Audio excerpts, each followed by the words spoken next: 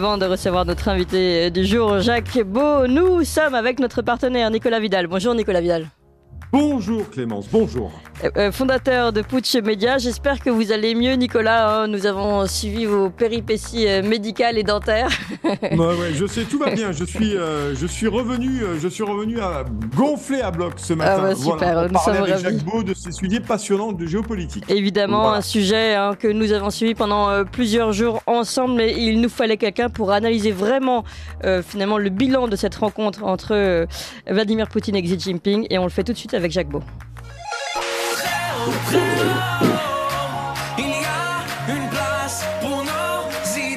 Vue de haut. Bonjour Jacques Beau. Bonjour. Et merci beaucoup Ruth d'être avec nous ce matin. Je rappelle à tous que vous êtes ex-membre des renseignements suisses, chef de la doctrine des opérations de la paix pour les Nations Unies, chef de la lutte contre la prolifération des armes légères à l'OTAN à l'époque. Au sein de l'OTAN, vous avez participé à des programmes en Ukraine notamment après la révolution de Maïdan entre 2014 et 2017.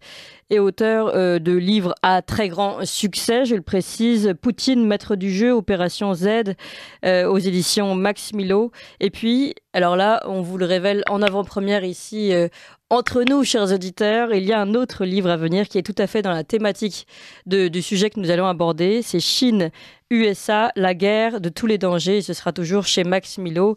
On va attendre un peu avant de pouvoir présenter officiellement ce livre. Malgré tout, là, en avant-première, on va avoir une première analyse de Jacques Beau sur cette situation, cette rencontre Chine et Russie. Et alors, je vous rappelle un peu le contexte. La Cour pénale internationale vient quand même d'émettre un mandat d'arrêt contre Vladimir Poutine. Et lui, le président chinois, Xi Jinping, donc, a rendu de lundi à mercredi une visite de 3 jours à forte dimension symbolique à Moscou. Il a apporté d'abord son soutien diplomatique au président. Je le cite, « Je sais que votre pays aura une nouvelle élection présidentielle en 2024. Je suis sûr que les Russes vous soutiendront dans toutes vos bonnes entreprises. » Voilà des mots très forts pour soutenir le président Vladimir Poutine. Xi Jinping n'a pas hésité non plus à convier Vladimir Poutine à un forum en Chine dans la prochaine année. Les deux dirigeants ont signé une déclaration qui proclame l'entrée des relations entre leurs pays dans une, je cite, nouvelle ère. Il est également question des États-Unis qui sont accusés de saper la paix mondiale. Ils critiquent l'influence grandissante de l'OTAN, notamment en Asie. Suivez mon regard. Je cite encore, « Une guerre nucléaire ne doit jamais avoir lieu », lit-on dans ce document signé conjointement. Un texte qui approfondit ce partenariat stratégique déjà établi et qui prévoit une coordination bilatérale plus étroite. Et puis le voyage comprenait également un volet économique important. Évidemment, on va y revenir avec Jacques Beau. Ils se sont entendus notamment mardi sur les principaux paramètres d'un accord concernant la construction du gazoduc Power of Siberia 2. Et puis, enfin et surtout, Vladimir Poutine a déclaré être favorable à l'utilisation de yuan dans les règlements entre la Russie et les pays asiatiques, l'Afrique et l'Amérique latine, actant ainsi la dédollarisation de ses relations commerciales. Alors pour mieux analyser toutes ces informations, et puis tout ce que je n'ai pas cité également, qui s'est passé pendant ces 3 jours, et puis ce qui se passe sur la scène internationale, eh bien nous sommes rapprochés de Jacques Beau. Alors Jacques Beau, quelle est votre première analyse déjà sur cette rencontre, on va dire, historique? Alors, tout d'abord, merci de m'avoir invité. Je pense que en Europe et en Occident, d'une manière générale, on a les yeux ou les projecteurs fixés sur le conflit ukrainien, alors que la visite de Xi Jinping en Russie n'est pas liée à ce conflit. Ça, c'est important. On s'est tellement focalisé sur le conflit en Ukraine qu'on a oublié le reste du monde. Et on a oublié que, d'abord, la Chine, depuis le début de l'année, mais enfin on pourrait dire depuis l'année passée en réalité, occupe une place toujours plus importante dans la diplomatie internationale. D'abord, elle a été, je vous le rappelle, l'année passée, contactée par Zelensky pour une éventuelle médiation dans le cadre du conflit ukrainien. Zelensky, d'ailleurs, ces dernières semaines, a manifesté son intention de contacter Xi Jinping directement. Donc on voit un rôle croissant de la Chine. La Chine je vous le rappelle, le 10 mars, fait la médiation de cet accord historique entre l'Arabie saoudite et l'Iran. Je vous rappelle d'ailleurs que l'Iran, ou plus exactement l'Arabie saoudite, a invité le président Raïssi en visite officielle à Riyad. Donc, on voit qu'on a, sous l'égide de la Chine, sous l'égide diplomatique de la Chine, ça c'est important, on a un nouveau tissu qui se crée dans le monde, dans ce que Joseph Borrell appellerait le reste du monde. Et le, qui est en fait la majorité du monde, mais bon, appelons-le. En fait, la majorité du monde, oui, parce qu'évidemment, on est très nombriliste en Europe, on a toujours l'impression que nous sommes le centre du monde, que nos problèmes sont ceux du reste du monde. Or, la visite de Xi Jinping en Russie montre que ça n'est pas le cas. Apparemment, les discussions, Xi Jinping est venu avec une délégation impressionnante à Moscou. Il a d'ailleurs passé 3 jours à Moscou, ce qui est quand même assez considérable. Et manifestement, la délégation qu'il avait n'avait pas pour objet, comme spécialité, de discuter la question ukrainienne, mais de discuter toute une série d'accords et de partenariats dans le domaine économique, dans le domaine énergétique, dans le domaine du commerce transfrontalier entre les deux pays, et d'ailleurs aussi dans le domaine de la coopération de défense.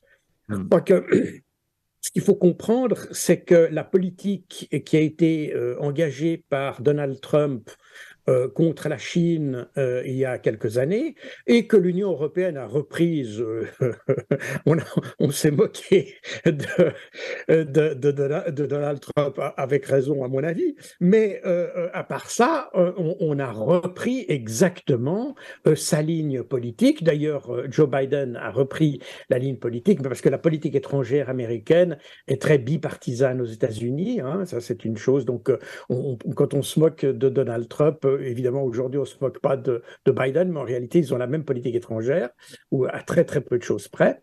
Donc, pardon, mais de ce côté-là, elle est beaucoup moins interventionniste, la politique de Donald Trump, plutôt que celle de Joe Biden, par exemple. Oui et non, parce que quand vous regardez, comme en apparence seulement, évidemment, il y a eu il a déclenché moins de guerres qu'Obama, il a fait moins de dégâts, si j'ose dire, qu'Obama, qui était pourtant prix Nobel de la paix. mais Trump a quand même, il est interventionniste dans un autre sens, c'est-à-dire qu'il a largement utilisé l'arme des sanctions contre la Chine. Une des raisons pour laquelle il l'a fait, d'ailleurs, je pense, c'est aussi pour créer une diversion sur sa gestion absolument désastreuse du coronavirus. Je rappelle que les États-Unis, c'est le pays qui a le plus de morts par tête d'habitants et le plus de morts en absolu, d'ailleurs, à la suite du coronavirus. Et tout ça est dû à une gestion qui a été chaotique, émotionnelle, qui ne s'est pas du tout basée sur la science, comme on l'a dit, et par conséquent, il a fallu faire un peu de diversion sur la Chine, et on a commencé à attaquer Huawei, on a attaqué les entreprises chinoises, on a essayé de limiter leur présence en Occident. Ça a été suivi hardiment par la Grande-Bretagne et l'Union européenne d'ailleurs. Donc, si vous voulez, il y a des interventions, mais par d'autres biais que les biais militaires. Ça, je vous le concède. Mais... Et quand on regarde le nombre de sanctions, de mesures qui ont été prises par Donald Trump, même contre la Russie, je crois qu'aucun président n'a pris autant de mesures contre la Russie que Donald Trump. Donc, on a toujours l'impression comme ça que Donald Trump, parce qu'il n'est pas allé avec aller faire la guerre à l'extérieur, qu'il n'a pas été interventionniste. Ce n'est pas tout à fait le cas. D'ailleurs, je viens de parler du rapprochement entre l'Iran et l'Arabie saoudite. Je vous rappelle que l'assassinat de Soleimani par un drone guidé par les Israéliens d'ailleurs à Bagdad en 2020, si ma mémoire est bonne, en janvier 2020. Je rappelle que Soleimani était alors en mission secrète pour déjà faire une négociation avec les Saoudiens. C'est pour ça qu'il était là et c'est pour ça qu'il a été abattu en réalité. C'est parce que il était dans une mission secrète, les Israéliens le savaient et les Américains voulaient tout faire pour empêcher ce rapprochement entre l'Iran et l'Arabie saoudite. Eh bien, c'est ce que la Chine a réussi à faire après coup. Donc, mais le chemin avait été déjà balisé par le général Soleimani déjà il y a 3 ans.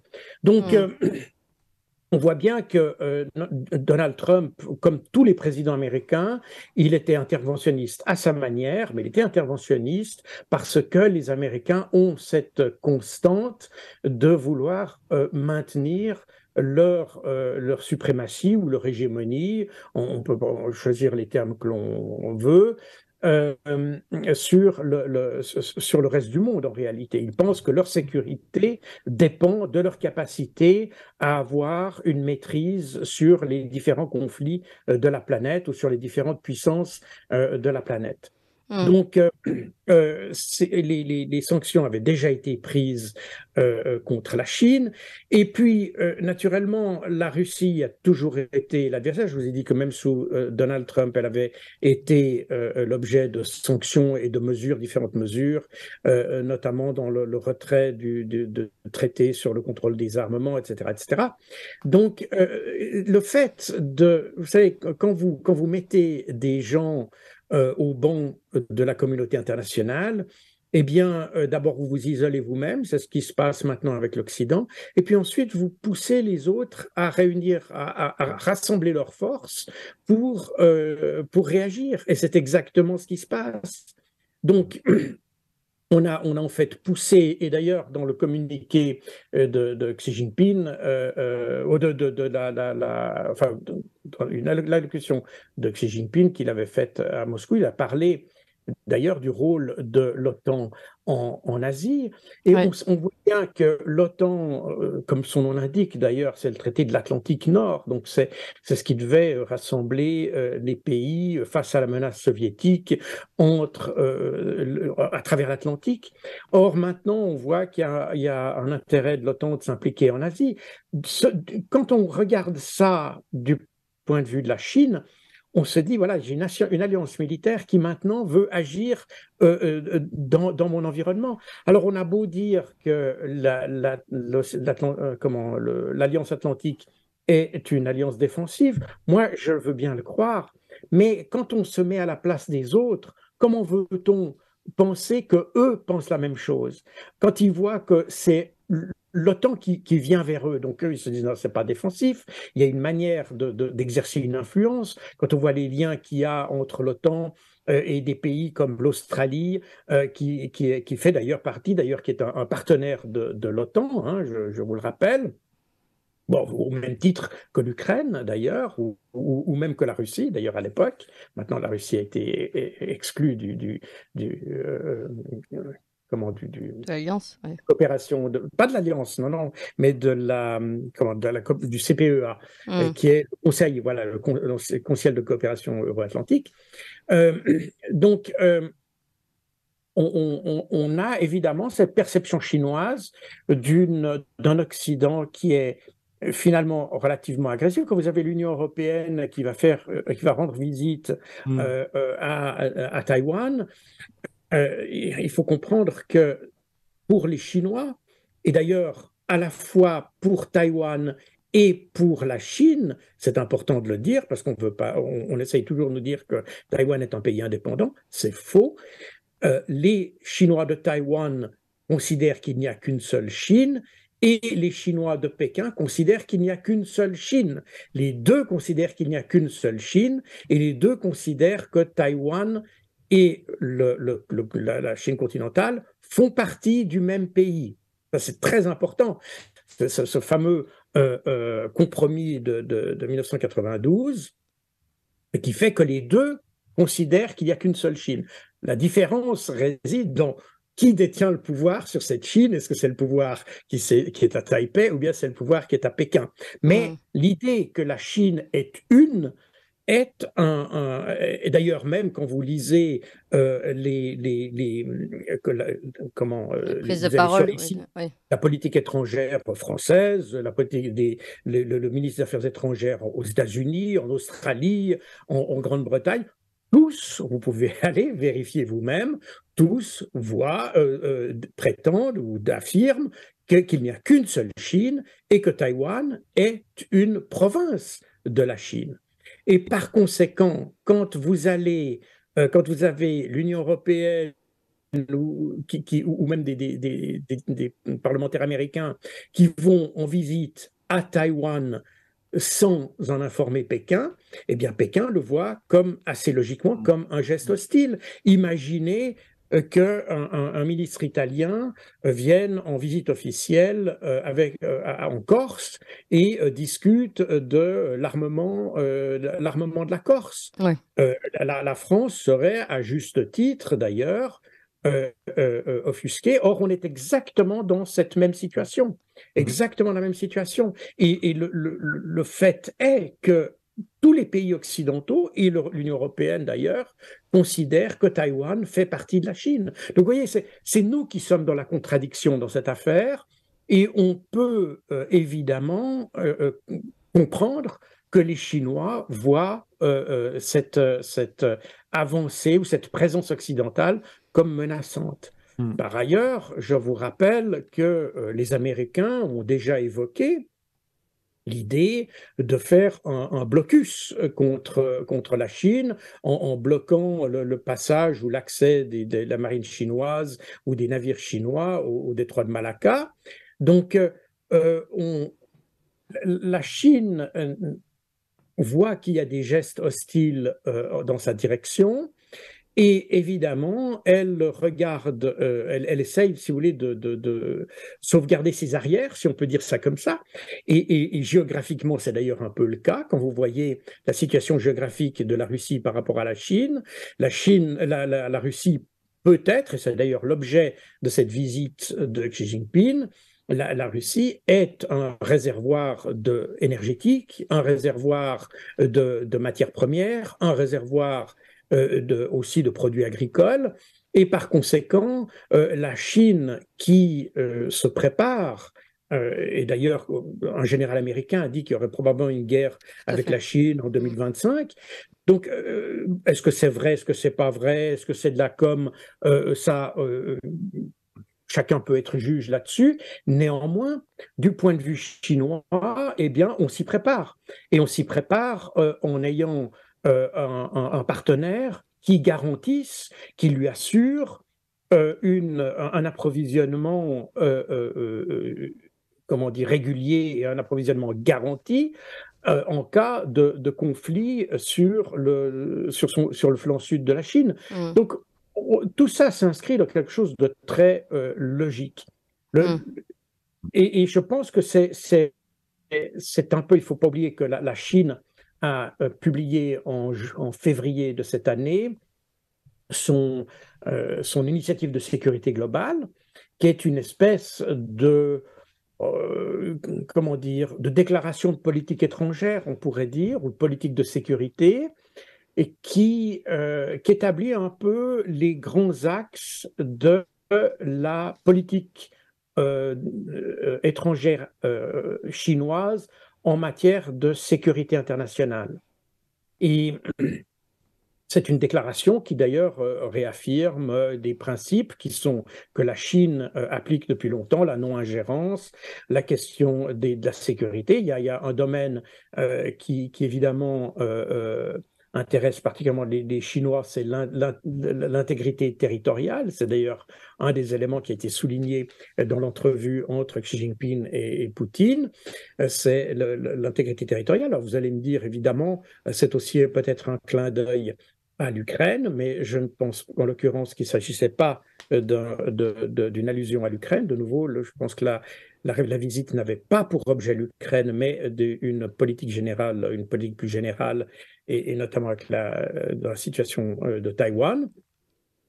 Et donc, on a ici un partenariat qui d'ailleurs a débordé sur des accords de coopération militaire Et ça, c'est un élément très intéressant qui, à ma connaissance, n'a pas, ou pas encore en tout cas, été relevé par nos médias. C'est l'esquisse d'une coopération militaire entre la Chine et la Russie, qui, pour certains, pourrait être les prémices ou laisserait entrevoir la création d'une véritable alliance militaire. On n'en est probablement pas là, mais c'est quelque chose qui pourrait peut-être se développer à partir de cette visite et les accords qui ont été conclus dans cette visite. Ouais. Nicolas Vidal. Oui, bonjour Jacques Beau, c'est passionnant. Alors ce matin, j'ai envie d'avoir une confirmation de votre part, parce qu'en préparant cette émission, j'ai eu lu, et pas partout, j'ai eu lu qu'une déclaration commune entre les États-Unis et l'Europe, l'Union européenne, avait qualifié la Chine de rival stratégique. C'est une déclaration qui aurait été signée le 10 mars 2023 lors de la visite à Washington d'Ursula von der Leyen, présidente de la Commission européenne. Est-ce qu'aujourd'hui c'est le cas? Est-ce que cette déclaration a été signée? Est-ce que cette notion de rival stratégique a été posée? Et est-ce qu'aussi, ça engage aussi les peuples européens par Ursula von der Leyen qui n'est élue par personne, et c'est quand même lourd de sens si cette déclaration commune a été signée par Ursula von der Leyen à Washington avec les faucons finalement. Alors écoutez, en toute honnêteté, je n'ai pas vu cette déclaration, ou en tout cas je ne suis pas en mesure de vous dire si... D'accord. C'est pour ça que je vous pose la question. Ça a été signé, je ne sais pas. Mais dans le fond, en réalité, on n'est pas très éloigné, puisque finalement l'OTAN, et je vous rappelle que la plupart des pays de l'Union européenne sont dans l'OTAN, l'OTAN a déjà dit que la Chine était considérée comme une menace pour l'OTAN. Donc, finalement, ce serait qu'une confirmation, d'une certaine manière, d'une posture que les Européens ont prise vis-à-vis des Américains, en réalité. Parce que, si on est honnête, même pour les Américains, d'ailleurs, la Chine n'est pas une menace militaire. En aucun point, on peut dire. Elle est certainement un compétiteur économique et un rival économique, ça c'est une évidence. Enfin, à mon avis, c'est plus qu'un rival, dans la mesure où aujourd'hui, je pense que dans presque tous les domaines, la Chine dépasse les États-Unis. Et dans tous les domaines technologiques notamment. Et par conséquent, les Américains, en fait, c'est un challenger, comme on dirait en termes de boxe, c'est un challenger des Américains, dans le sens où la puissance chinoise et la capacité des Chinois à développer des hautes technologies, des systèmes d'armes, peut, si vous voulez, supplanter l'hégémonie américaine dans un domaine. Je vous rappelle que le marché des armes est un marché assez intéressant, même la technologie d'ailleurs, est un marché intéressant parce que c'est un marché qui est générateur de dépendance. Quand vous achetez des armes, eh bien, vous rendez automatiquement dépendant des pièces de rechange, de la maintenance, du service après-vente, etc. Peut-être pas à 100%, mais en tout cas dans d'une très large mesure. Et par conséquent, c'est pour ça que le marché des armes a autant d'importance en termes géostratégiques et même géopolitiques d'ailleurs, parce que ça crée justement des liens. Et c'était d'ailleurs pendant la guerre froide, un des piliers des deux superpuissances, c'était d'amener des armes le plus rapidement possible dans un pays, de façon à créer cette dépendance. Et c'est la raison pour laquelle, d'ailleurs, dans la guerre froide, vous aviez des pays qui étaient moins marqués politiquement, moins marqués géostratégiquement, comme la France et même la Suisse, d'ailleurs. De manière assez intéressante, par exemple, vous aviez des pays comme le Libéria, dans les années 70, qui avait voulu se dégager de toute emprise des grandes puissances, avait équipé son armée exclusivement avec des armes suisses. Mais Jacques Beau, je me permets, je voulais revenir à cette question-là. Finalement, vous, en tant qu'ancien membre du renseignement stratégique suisse, et vous êtes spécialiste de ces questions, aujourd'hui, l'Union européenne, quel est son intérêt? Est-ce qu'on est vraiment que sur de la vassalisation aux États-Unis, que de la vassalisation à Washington, et est-ce que vraiment, objectivement, l'Union européenne doit-elle prendre position là-dessus par rapport à la Chine? C'est vraiment cette question qui, en tant qu'Euro-Français, d'ailleurs, on doit se poser. Et quel est votre regard, vous, à ce sujet de la stratégie de l'Union européenne? Est-ce qu'elle est valable ou pas, finalement? Alors, je pense que le problème de l'Union européenne, c'est qu'elle n'a pas de stratégie. C'est précisément ça le problème. Et d'ailleurs, on le voit très très bien. Il y a aucune stratégie vis-à-vis du conflit, par exemple, ukrainien. On approvisionne en armes, mais on ne sait pas très bien ni dans quel but, ni ce qu'on veut chercher à atteindre et comment on va sortir du conflit. Parce que, naturellement, amener des armes, bon, on va peut-être améliorer dans le meilleur des cas, mais c'est pas ce qui se dessine d'ailleurs. Mais bon, admettons que l'Ukraine améliore sa position dans une négociation. Il n'y a aucun effort pour suivre le succès ukrainien dans un processus politique, voyez. Et depuis le début du conflit, d'ailleurs depuis 2014 en réalité, l'Union européenne est totalement écartée de la solution politique de ce conflit. Et le fait d'ailleurs que la France et l'Allemagne se soient dégagées, pourrait-on dire poliment, du traité des accords de Minsk, montre qu'en réalité les Européens n'ont strictement aucune influence et n'ont aucune stratégie pour garder leur influence dans cette partie du monde. Pourtant, ils arrosent 2 millions, Jacques Beau. Ils arrosent 2 millions, on dépend des peuples européens, en plus. Oui, d'accord, mais ça n'est pas une stratégie. Oui, bien sûr, je suis d'accord avec vous, je partage votre avis. C'est pas une stratégie, et je pense que ce que vous appelez vassalisation, je vais choisir ce terme, mais je pense surtout ce qui est au-delà du terme vassalisation, ce qui est inquiétant et pour un citoyen européen, c'est de voir que l'Union européenne n'a pas de cohérence stratégique, ni même de stratégie. C'est par défaut de stratégie qu'on s'aligne sur les Américains, en quelque sorte.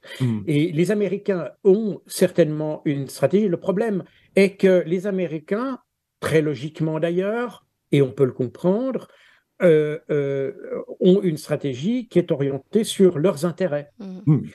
Alors, quand vous avez, par exemple, l'Union européenne qui s'aligne sur la stratégie américaine, eh bien, ça veut dire qu'elle agit pour les intérêts américains et non pas pour ses propres intérêts. Et c'est d'ailleurs ce qu'on voit actuellement. Je rappelle que l'Union européenne n'a, depuis le début de ce conflit, elle a eu que de cesse de se tirer des balles dans le pied, en réalité, en termes économiques. La dépendance énergétique dont on parle en permanence et de laquelle on cherche à se préserver, était déjà évoquée dans les années 70 par les Américains. Et pourtant, personne n'en a souffert jusqu'en 2022. Voyez, donc on a évoqué une menace, on a transformé un risque en une menace en réalité, alors que les Russes n'avaient aucun intérêt à s'attaquer à leur principal client. Donc on a travaillé et on continue à travailler contre nos intérêts, et tout simplement parce qu'il n'y a pas de politique étrangère. Mais ça, c'est un phénomène qui aujourd'hui nous retombe dessus, si vous voulez, mais en réalité, ça fait très longtemps qu'on le sait. La politique étrangère commune n'a jamais été mise sur pied. C'est pas parce qu'on a un ministre des Affaires étrangères, Madame Ashton à l'époque, Madame Mogherini plus tard, et maintenant Joseph Borrell, ce sont des gens qui n'ont jamais eu une vraie politique, une vraie vision politique. C'est des gens qui font des déclarations, d'ailleurs très maladroites. Joseph Borrell, avec sa jungle et son jardin, a montré qu'en réalité, l'Europe est une organisation qui est essentiellement raciste dans sa substance, n'est-ce pas? Et c'est comme ça, en tout cas, qu'elle est perçue en Afrique. Ouais. Et c'est ce qui contribue d'ailleurs probablement aujourd'hui au raffermissement de ce que j'ai évoqué tout à l'heure sous le terme de reste du monde, qui est une expression qui est assez désobligeante d'ailleurs pour l'hémisphère sud, parce que ça veut dire que c'est le reste, n'est-ce pas? Il y a nous et puis le reste.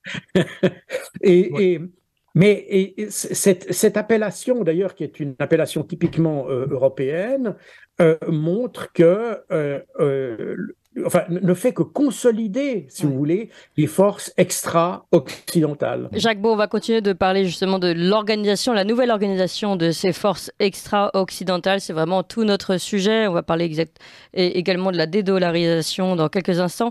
Mais... Ligne droite.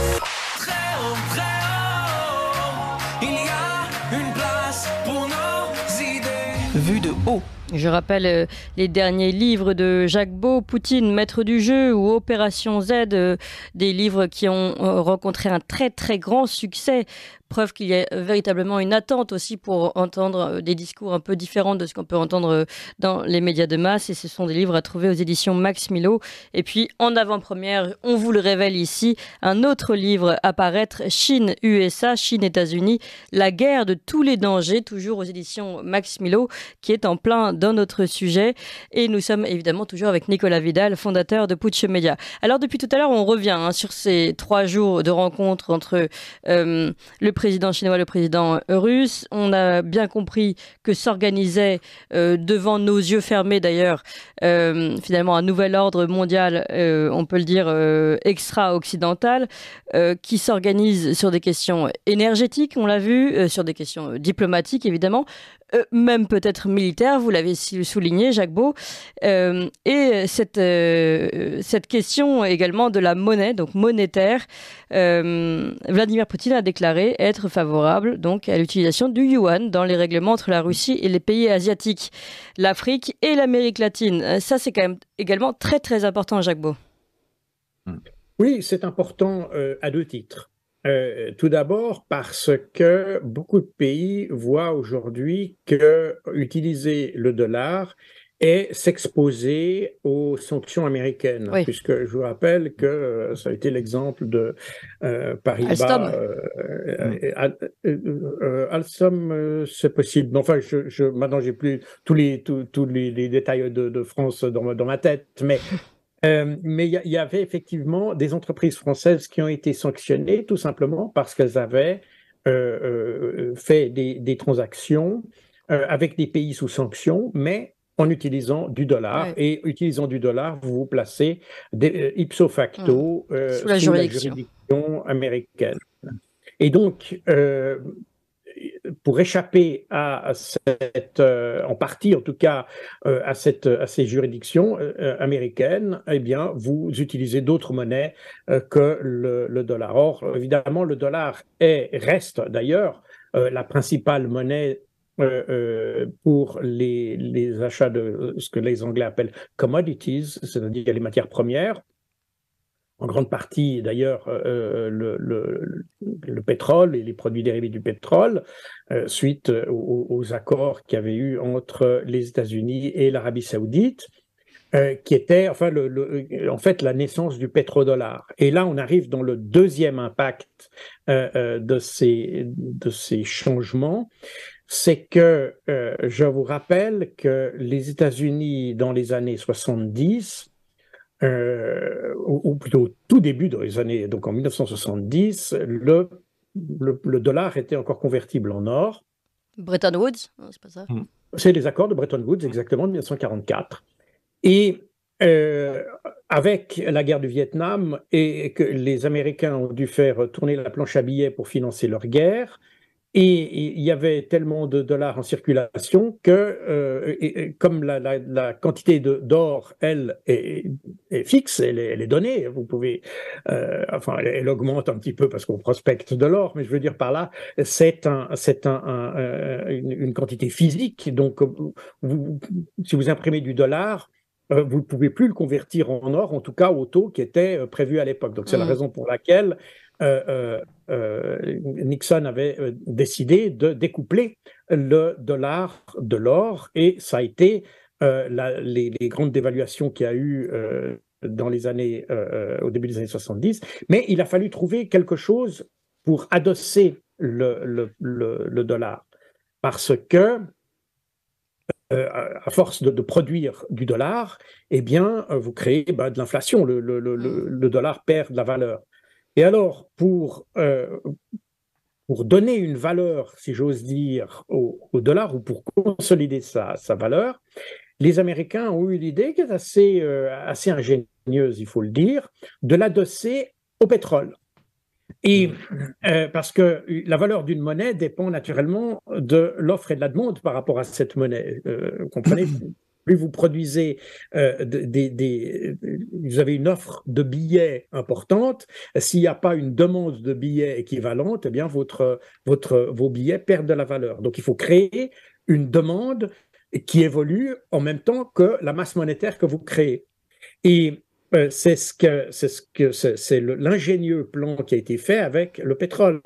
Les Américains ont constaté que, à l'époque, l'Arabie Saoudite était le principal producteur de pétrole, le monde occidental était en pleine croissance, et par conséquent, la demande en pétrole allait sans aucun doute augmenter de manière exponentielle. Et par conséquent, au fur et à mesure que vous produisez du dollar, mais que les pays occidentaux devaient avoir du dollar pour acheter du pétrole, eh bien, vous aviez comme ça une manière de juguler la tendance ou la possibilité d'une inflation aux États-Unis. Et c'est comme ça que les Occidentaux ont, en fait, ou les Européens, enfin tout le reste du monde, on va dire l'ensemble du monde, a d'une certaine manière financé le déficit américain, c'est-à-dire qu'au fur et à mesure que nous achetions du pétrole, eh bien, on conservait, maintenait la valeur du dollar et permettait ainsi aux Américains de développer leur économie.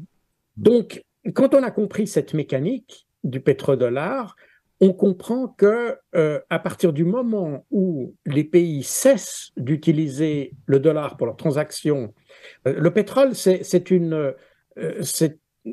vous allez me dire, et beaucoup de gens diront, oui, les réserves ça va s'épuiser, donc c'est pas inépuisable. Mais dans l'horizon visible, si on peut dire ça comme ça, c'est presque inépuisable. C'est-à-dire que vous pouvez faire augmenter la consommation de pétrole, etc. Bon. Donc, si vous commencez à ne plus utiliser du dollar pour les produits pétroliers et les autres commodités ou matières premières, ça veut dire que les Américains, la valeur du dollar n'est plus adossée à quoi que ce soit. Et donc, vous avez potentiellement un effondrement de la monnaie qu'on peut voir à l'horizon. Il n'est pas encore, même si le dollar s'affaiblit, on n'en est pas encore là, parce que le dollar reste quand même la principale monnaie d'échange dans le monde. Mais on voit que depuis d'ailleurs plusieurs années, la Russie et la Chine ont acheté de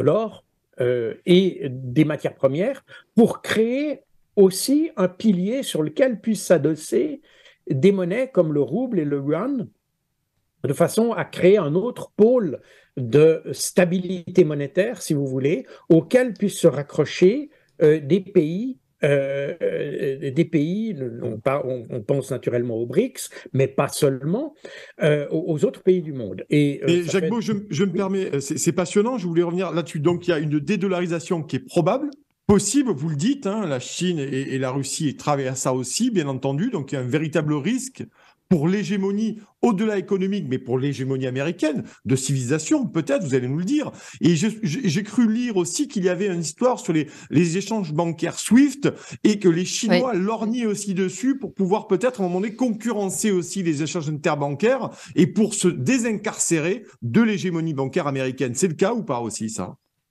Alors, oui, ça l'est déjà assez largement, à vrai dire. D'ailleurs, ces derniers jours, Vladimir Poutine a émis, parce que vous savez que quand on a dit que la Russie a été déconnectée de SWIFT, Oui. ça n'est pas tout à fait exact. C'est-à-dire qu'il y a un certain nombre de banques qui ont été déconnectées du système SWIFT, qui est un système d'information sur les échanges de paiement, sur les paiements. Donc, sur les échanges monétaires. Donc, il y avait d'autres banques qui pouvaient utiliser SWIFT. Maintenant, Poutine a émis un décret qui interdit aux banques russes d'utiliser le système SWIFT. Oui.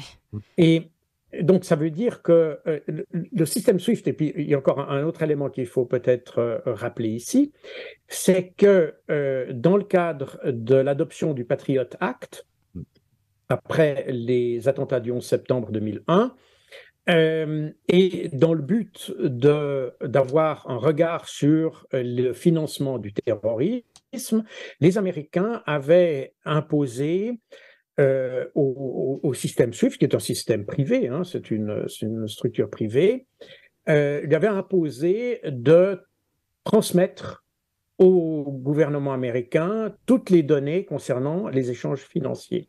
Ça veut dire que, en gros, tous les échanges qui se font à travers SWIFT sont connus du gouvernement américain. Par conséquent, le gouvernement américain pouvait assez facilement retracer des paiements pour des armes, par exemple, ou pour toutes sortes d'échanges, ce qui leur permettait d'avoir une assez bonne visibilité sur, pas une visibilité totale, mais une assez bonne visibilité sur les échanges économiques en Europe, enfin dans l'ensemble du monde. Alors, en sortant de SWIFT, eh bien, on sort du rayon, du spectre radar des Américains. Et ça veut dire que les Américains sont plus capables de contrôler quoi que ce soit, de contrôler dans le sens francophone du terme, pas dans le sens anglais du terme. Dans le sens anglais, ce serait plutôt maîtrisé, mais contrôler dans le sens visuel, si vous voulez. Les Américains n'ont pas de visibilité là-dessus. Donc, ça, c'est une chose. Mais en plus de ça, il y a le fait que, justement, quand vous dépendez d'un système qui est lui-même administré par les Américains ou par les Occidentaux, vous courez le risque d'être coupé de ce système. C'est ce qui s'est passé avec la Russie. D'ailleurs, la Russie avait anticipé cette coupure de SWIFT parce qu'elle était dans l'air depuis 2014, à vrai dire. Et donc, depuis 2014, les Russes ont mis en place un système alternatif qui permet de faciliter les paiements entre les banques russes et l'étranger, d'ailleurs, parce que les autres pays peuvent s'accrocher à ce système, qui est un équivalent de SWIFT, mais russe. Avec l'avantage, si je peux dire ça comme ça, c'est qu'on n'a pas du tout cette épée de Damoclès qu'il y a avec les Américains qui peuvent vous exclure d'un système. Vous sanctionner. Voilà, exactement. Et la Chine donc, aussi, le système CHIPS, ça c'est la Chine. Voilà, tout à fait. Alors la Chine avait aussi, comme elle a été elle-même soumise à des sanctions, elle a pris un peu les devants sur l'exemple russe, et maintenant il y a un système qui est l'équivalent du système russe. Dans quelle mesure ces deux systèmes sont compatibles, je ne sais pas, c'est quelque chose que d'ailleurs il faudra que je commence à creuser un petit peu, mais j'entends dans l'idée c'est d'échapper au contrôle des Occidentaux en matière des paiements internationaux. Donc, on a, et ça, c'est aussi quelque chose qui intéresse les autres pays, parce que de plus en plus, d'abord, vous avez beaucoup de pays qui ont des immenses projets. Maintenant, vous avez pratiquement tous les pays du Moyen-Orient qui sont partis de la Belt and Road Initiative, donc les routes de la soie, hein, ce projet chinois, de construire c'est des projets d'infrastructure en réalité, qui sont évidemment très intéressants pour les pays qui sont en voie de développer certains pans de leur économie, parce que très souvent, c'est des pays qui sont très grands ou qui ont des défis géographiques assez importants. Et donc, d'avoir quelqu'un qui puisse les assister dans des projets d'infrastructure est une aide considérable. C'est quelque chose d'ailleurs que les Occidentaux avaient fait à l'époque coloniale en réalité, hein, parce que une bonne partie des infrastructures qu'il y avait en Afrique ont été construites à l'époque coloniale. Mais après cette époque, eh bien, beaucoup de ces infrastructures sont tombées en désuétude et les Chinois sont venus en fait pour reconstruire ou pour aider à rétablir des infrastructures sans avoir l'aspect colonial, si vous voulez, parce que le problème qu'il y a, c'est quand vous aviez des infrastructures avec les Occidentaux, ils venaient en même temps vous dire comment il fallait gérer tout ça, Oui. quel était le système politique qu'il fallait avoir. Des cours de morale, oui. Voilà, exactement. Donc, c'est évidemment, je pense que... C'est ce qu'on retrouve aussi, pardon, on peut faire un parallèle, enfin, vous allez me dire si c'est un peu audacieux comme parallèle, mais avec le problème notamment de la France et de l'Afrique aujourd'hui. Oui, c'est exactement ça. Ce qui, je pense, au départ, était probablement animé de bonnes intentions, probablement, mais c'était des intentions occidentales. Donc, elles prenaient en compte nos intérêts, notre vision du monde, oui, notre perception des choses, et même si l'idée était d'aider les autres, on les aidait à notre manière et pas à leur manière. C'est tout le paradoxe qu'il y a d'ailleurs dans cette lecture du colonialisme qu'on voit aujourd'hui d'ailleurs en Afrique, c'est que je pense qu'il y a 150 ans, nos ancêtres n'avaient peut-être pas que de mauvaises intentions, simplement et ils ont écrasé, si vous voulez, les populations locales parce qu'ils pensaient que notre système prévalait ou devait prévaloir sur d'autres systèmes. Et aujourd'hui, on a cette marche arrière, ou ce retour de bâton, en quelque sorte, des gens qui disent c'est bien de nous aider, mais il faut nous aider, pas nous contrôler. Essayer de nous remplacer. Oui. Exactement. Alors, justement, à ce sujet, Jacques Beau, un petit point, juste revenir précisément sur quelque chose que vous avez dit qui est très important. Ensuite, j'imagine que Nicolas Vidal a beaucoup de questions et moi, je voudrais qu'on revienne sur quand même ce qu'a dit Dimitri Medvedev concernant l'apocalypse nucléaire. Donc, on a encore un vaste programme ensemble, mais revenir sur ce que vous avez dit concernant le fait que finalement, le fait d'échapper au système SWIFT, le fait de mettre en place une nouvelle monnaie, tout ça permettait d'échapper au contrôle des Occidentaux et, disons-le clairement, notamment des Américains. Je pense que c'est très important et qu'on ne réalise pas, notamment en France, l'importance justement des trains de sanctions que nous avons pu mettre en place contre les Russes. Contre les Russes proches du Kremlin, mais rappelons-le également ici, on l'a déjà dit, et comment dire, condamné de nombreuses fois. Beaucoup de Russes en France ont vu leur compte bloqué. Des Russes d'ailleurs, même certains des Russes nationalisés français. Évidemment que ça a été remarqué à l'étranger par de nombreux acteurs économiques et pas que, politiques également, et que on a envoyé ici un très très mauvais signal, Jacques Beau. Oui, tout à fait. Ces sanctions ont été très désordonnées d'ailleurs. Elles témoignent d'un esprit qui va un peu au-delà du conflit. Et on est dans toute l'émotionnalité de ce conflit en Ukraine. Qui est en train de tourner d'ailleurs au désavantage de l'Ukraine et au désavantage des Occidentaux. Parce que on n'a pas, et il n'y a pas eu d'analyse, et singulièrement d'ailleurs en France, je n'ai pas vu d'analyse factuelle du conflit. On est dans l'émotionnalité. D'ailleurs, même ceux qui sont du côté russe, d'ailleurs, on est toujours dans l'émotionnalité, mais pas dans les faits. Et pour comprendre un conflit, on est obligé de revenir aux faits. On peut pas se laisser dominer par les émotions. Et c'est ce qu'on a fait avec l'Ukraine, avec la Russie, quand on commence à écarter des athlètes handicapés, des artistes, rebaptiser des œuvres d'art.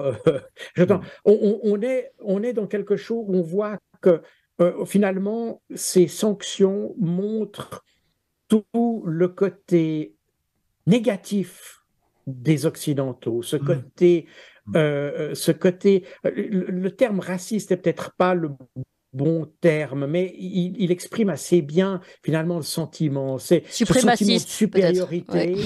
suprémaciste est peut-être plus vrai, d'ailleurs, oui, suprémaciste d'ailleurs, hein.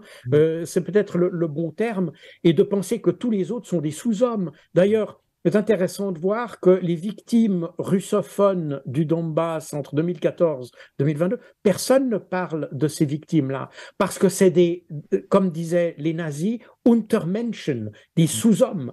Et ça n'entre pas dans notre considération, parce que ceux-là devaient mourir en quelque sorte. Et on a exactement, on retrouve, vous pouvez retourner le problème comme vous voulez, mais vous retrouvez d'ailleurs ce qu'écrivent les soutiens de Zelensky en Ukraine, et vous avez ce que soutiennent ceux qui, en Europe, soutiennent l'Ukraine. Donc, je ne dis pas que les Ukrainiens sont des nazis, c'est pas du tout ce que je veux dire. En revanche, on a construit notre perception du conflit sur une haine du russe qui, elle, est basée sur ce côté suprémaciste qu'on a en Europe et qu'on a eu à l'égard des pays africains. Mais Jacques Beau, je voulais vous poser une question là-dessus. Je trouve ça intéressant, cette réflexion, mais est-ce qu'il n'y a pas aussi, selon vous, un effondrement intellectuel? Alors, c'est une idée que je développe assez souvent, c'est vrai, mais là aussi, est-ce qu'il n'y a pas un effondrement intellectuel, peut-être culturel, de nos élites occidentales dans ce conflit, ce qui ne leur permet pas, pour beaucoup, d'analyser, de comprendre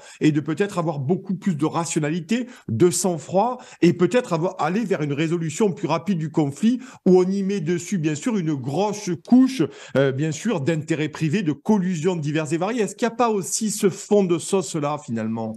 Alors, vous avez absolument raison. Je pense que, et singulièrement, je le rappelle, en France, mais on le voit aussi dans d'autres pays européens. Mais évidemment, comme je suis francophone et que je suis les médias francophones, donc je constate ce phénomène dans le monde francophone, mais je suis aussi les médias allemands et les médias britanniques. Je vois que c'est un phénomène assez européen. Aux États-Unis, on a des intellectuels qui osent s'exprimer. Oui. En Europe, on leur interdit de s'exprimer. C'est d'ailleurs la raison pour laquelle je vous remercie d'ailleurs d'être là, parce que sinon les médias traditionnels en France n'interviewent que ceux qui communiquent le message que eux veulent transmettre. Donc, mais à part ça, je vois que des gens que l'on taxe d'intellectuels se produisent sur ces médias et qui n'ont pas une approche intellectuelle du conflit. Ils ont une approche émotionnelle. Ils transforment leur propre perception en fait. Et ce qu'ils pensent devient en réalité les faits. Et vous ne pouvez pas régler un conflit comme ça. C'est pas possible. Vous pouvez faire de la propagande, et c'est d'ailleurs ce qu'ils font. Vous pouvez faire de la désinformation, c'est ce qu'ils font aussi, mais vous ne réglez pas le conflit. Et vous ne pouvez pas gagner une guerre simplement en vous persuadant que vous allez gagner. C'est pas comme ça qu'on gagne une guerre, n'est-ce pas? Et actuellement, d'ailleurs, et c'est intéressant de voir que dans les médias anglo-saxons, particulièrement même des grands médias qui traditionnellement étaient très pro-Ukraine, depuis la fin de l'année passée, ont un regard beaucoup plus critique, beaucoup plus nuancé sur le conflit, en envisageant que la négociation est probablement la solution, alors que en même temps, vous avez en Europe des gens comme Ursula von der Leyen, par exemple, qui dit il n'y a pas d'apaisement possible. On n'est pas dans la négociation, il n'y a pas de négociation. Et c'est d'ailleurs assez contradictoire, parce que d'un côté, vous avez les élites occidentales qui disent on ne négocie pas avec les Russes, et puis d'un autre côté, ils vous disent c'est aux Ukrainiens de décider s'ils veulent négocier. Donc, on est on impose en fait à l'Ukraine des comportements. Je vous rappelle que les Ukrainiens ont demandé à négocier avec les Russes déjà le 25 février, c'est-à-dire au lendemain de l'intervention russe l'année passée, et que ce sont les Européens qui lui ont empêché. Ça s'est passé une deuxième fois en mars de l'année passée et une troisième fois au mois d'août de l'année passée. Donc, on est avec des Européens qui sont des va-t-en-guerre, qui ne risquent pas leur vie et qui risquent la vie des Ukrainiens. Donc, c'est facile de faire la guerre avec la vie des autres. Et c'est ce que je reproche à tous les intellectuels qu'on a en France sur les plateaux de télévision et les journalistes, qui font la guerre avec la vie des autres. Ça, c'est très facile. Quand on est dans la réalité du conflit, on doit avoir un regard plus nuancé, et c'est finalement les Ukrainiens qui devront décider, ça j'en conviens, mais de nouveau, il faut leur laisser la latitude de négocier s'ils veulent négocier. Or, c'est nous qui les avons empêchés de le faire depuis l'année passée. Donc, on est dans une contradiction incroyable, et que nos élites intellectuelles soient incapables de le comprendre me sidère. Peut-être préciser quand même, Jacques Beau, que nos élites intellectuelles qui vont sur les plateaux télé, parce qu'on en a quand même quelques-uns, Hubert Védrine, Emmanuel Todd, quand même, qui sont des gens de renom, Dominique de Villepin, qui a aussi pris la parole sur ces questions-là. Et c'est seulement que, finalement, et là, il faut qu'on balaye devant notre porte, évidemment, Nicolas Vidal, puisqu'on fait partie des médias, c'est seulement qu'on ne leur tend pas le micro, ou qu'on leur refuse les tribunes qu'ils devraient avoir, ces intellectuels de renom. Il y a aussi ça, c'est-à-dire que souvent, c'est comme le regard qu'on porte sur le reste du monde, comme vous disiez tout à l'heure. Finalement, on empêche, on invisibilise aussi les points de vue différents, et ça, c'est important à noter. Puis peut-être préciser aussi, on en parlait dans une dernière table ronde, la réforme du Quai d'Orsay qui ne fait qu'amplifier ce problème comment dire, de diplomates qui ne sont plus des carrières à long terme, des grands connaisseurs de l'Orient ou de l'Afrique, mais plutôt des pions interchangeables qui ont été formés tous dans les mêmes écoles. Et ça pose aussi de grands problèmes, parce que ce sont eux qui devraient apporter cette expertise au président de la République. On en parlait puisqu'on avait eu un discours, et entendu ici un discours très intéressant de lui-même Emmanuel Macron à la conférence des ambassadeurs il y a 2 ans, juste avant le déclenchement de la guerre, qui disait totalement ce qu'aujourd'hui Jacques Beau dit et a du mal à exprimer dans les médias dans les médias de grand chemin. Donc ça prouve que c'est aussi quand même beaucoup un problème de médias, tout ça. Et alors j'arrive quand même.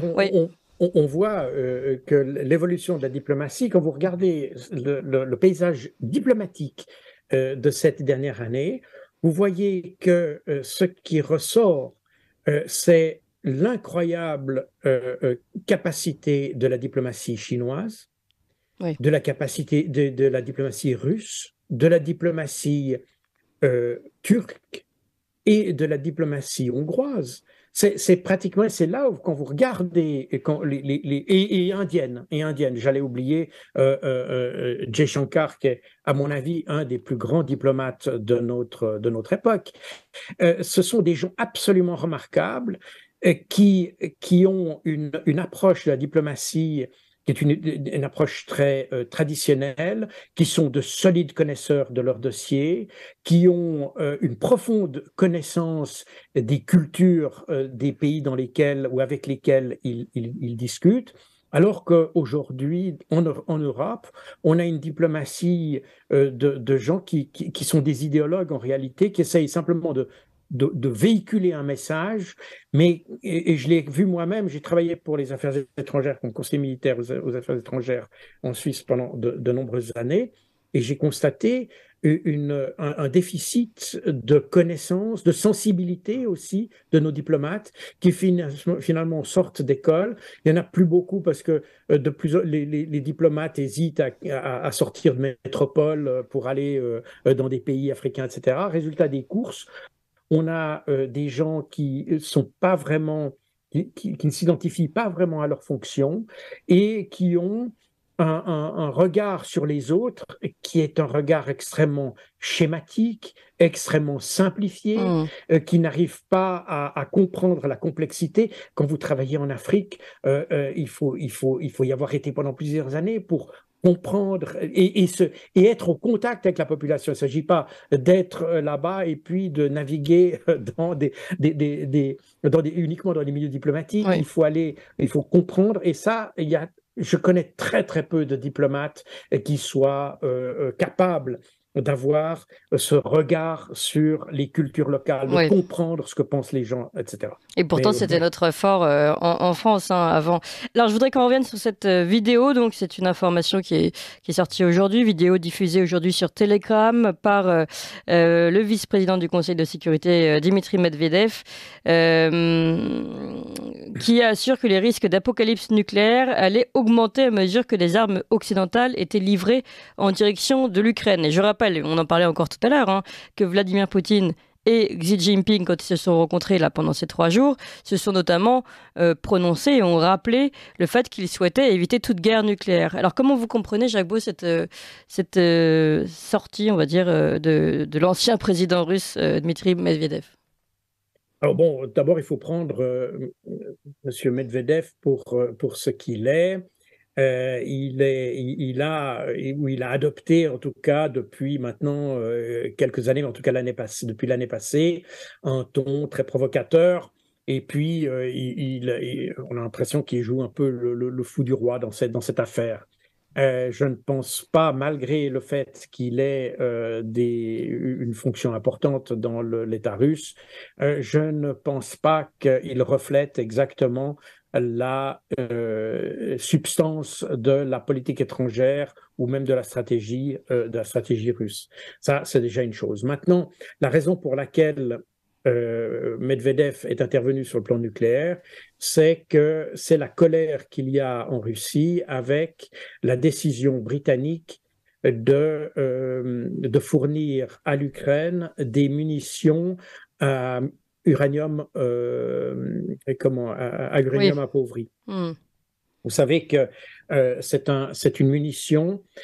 C'est une munition qui n'est pas une munition nucléaire, hein, il faut être très très clair. C'est des résidus ou des produits, des sous-produits de la production de l'uranium qui forment, qu'on utilise pour la fabrication d'obus flèches, c'est-à-dire des obus qui sont assez longs, hein, qui peuvent avoir, donc c'est littéralement des flèches de métal qui peuvent avoir jusqu'à 80 cm de long, qui ont une très grande densité et une très grande vitesse. Et ces projectiles ont une trajectoire qui est presque horizontale vu leur vitesse, donc une très grande probabilité de toucher un char adverse. Et puis, compte tenu de leur masse qui se concentre sur une surface extrêmement faible, ont la capacité de percer à peu près n'importe quel blindage. Hmm. Donc, les Occidentaux utilisent davantage des obus au tungstène qui, eux aussi, ont une énorme densité et ont le même effet, si vous voulez. Mais l'uranium appauvri, c'est ce que les Américains ont parce qu'ils ont de la difficulté, vous avez de la difficulté à avoir du tungstène, qui est d'ailleurs un matériau très coûteux. Alors, Donc, oui. le problème de ces obus est que quand ils impactent un blindage, eh bien, ils dégagent des résidus, des poudres, des poussières, si vous voulez, qui, elles, sont de l'uranium appauvri. C'est-à-dire qu'il y a une potentielle radioactivité qui se dégage et qui se répand dans la nature. Donc, c'est un problème environnemental en réalité. C'est un problème qu'on a identifié à l'époque de la guerre en Yougoslavie, parce que les Américains ont utilisé ces armes de manière assez abondante, et en Irak. Et là, il y a de nombreux rapports, mais difficile de faire la part des choses, mais certains rapports disent que c'est inoffensif, d'autres disent que ça génère des cancers. Je ne peux pas trancher là-dessus. Ce qu'il y a de sûr, c'est que l'idée d'utiliser de telles armes avec une potentialité de créer un désastre écologique, évidemment, a fâché les Russes. C'est un peu l'équivalent de ce qu'on a appelé la bombe sale, en réalité. Hein. C'est pas nucléaire, mais ça contamine. Nicolas Vidal, pardon. Ouais, alors, la dernière question, voilà.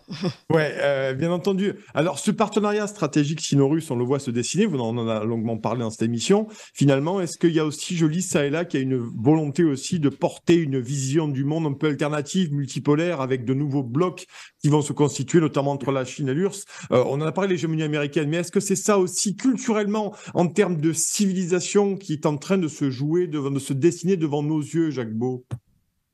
Alors, la différence qu'il y a entre les Occidentaux et les Chinois et les Russes en matière de politique étrangère, c'est que ni les Russes ni les Chinois ne défendent un modèle, si vous voulez. Ni un modèle intellectuel, ni un modèle économique ou de pensée. Et par conséquent, pour eux, ils font comme ils veulent chez eux et ils disent les autres font comme ils veulent chez eux aussi. Et ça, c'est une autre approche que l'approche assez missionnaire qu'ont les Occidentaux, qu'ils avaient déjà. Hein. Je vous rappelle que la conquête de l'Amérique latine, elle s'est faite pour propager la foi chrétienne. Hein. Donc, on a toujours cette idée que nous détenons la vérité et nous voulons la partager pour le bien de l'humanité. C'est la vocation universaliste. Voilà, c'est un peu ça. Alors, ni les Russes ni les Chinois n'ont cette ambition. Ils disent, nous, on a des partenaires, c'est tout. Et puis, vous faites comme vous voulez chez vous. Vous pouvez avoir la politique que vous voulez, etc. Et c'est d'ailleurs ce que des pays, notamment les pays africains, apprécient parce que quand ils ont un projet chez eux, le grand projet de construction, eh bien, il n'y a personne qui vient leur dire quelle doit être leur loi sur le problème LGBT ou des choses comme ça. Les Chinois disent, vous faites comme bon vous semble, c'est votre affaire, c'est pas la nôtre, c'est une affaire intérieure.